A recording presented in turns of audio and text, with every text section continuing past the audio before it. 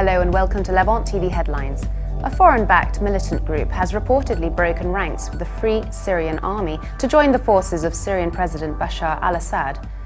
Syrian Minister Ali Haider says any effort aimed at reconciling the conflicting sides in Syria should be carried out within the country, stressing that any action taken to that end outside of Syria will be fruitless.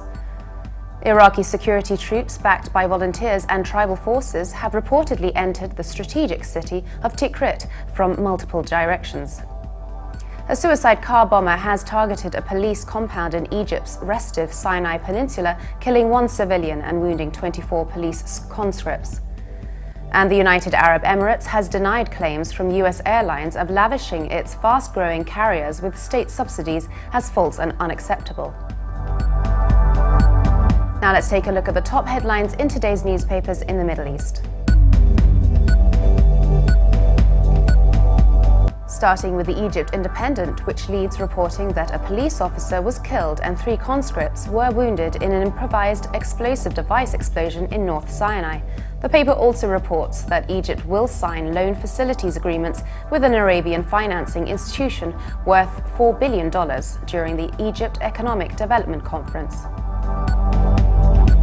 From Lebanon, the Daily Star leads reporting that Free Patriotic Movement leader Michel Aoun says he is frustrated by the political situation in Lebanon, but he insisted he was willing to endure anything to accomplish his goals, including those that could only be realized if he becomes president.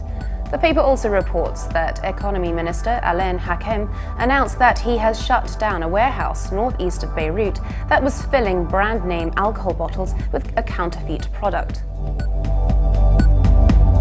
From the UAE, the Khalij Times leads reporting that Arab League chief Nabil al-Arabi has called for the creation of a unified Arab force to battle the spread of extremist groups.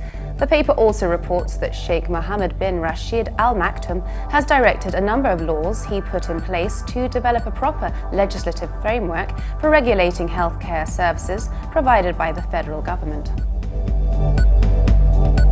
Now let's take a look at the top Middle East headlines from the UK papers. The Telegraph leads its Middle East news reporting that Egypt is facing a new campaign of violence, this time a series of attacks targeting Western companies like KFC and Vodafone. A series of bombings has killed at least 3 people and injured scores more in Cairo and Alexandria in recent weeks, separate from the intense jihadist violence being inflicted by ISIS-backed terrorists against the police and military.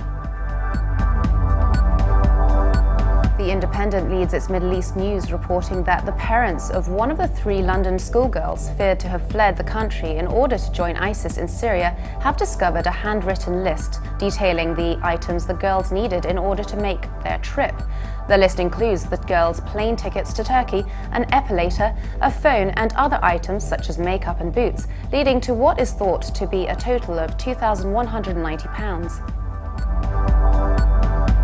The Guardian leads its Middle East news reporting that the Obama administration has reacted furiously to an open letter to Iran from Republican senators aimed at derailing nuclear negotiations.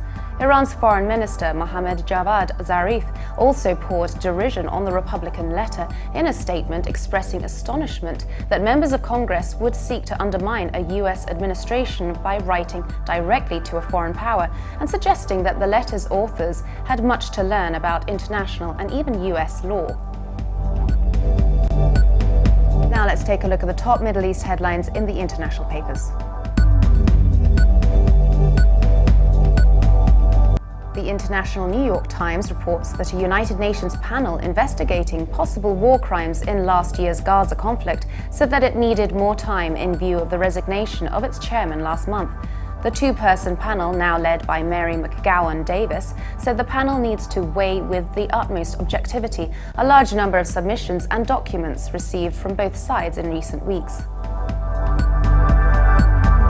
Finally, China's Global Times reports that the Palestinian Ministry of Foreign Affairs has held Israeli Prime Minister Benjamin Netanyahu fully responsible for the failure of the Middle East peace process, adding that Netanyahu ruined the US and international efforts to make the talks a success.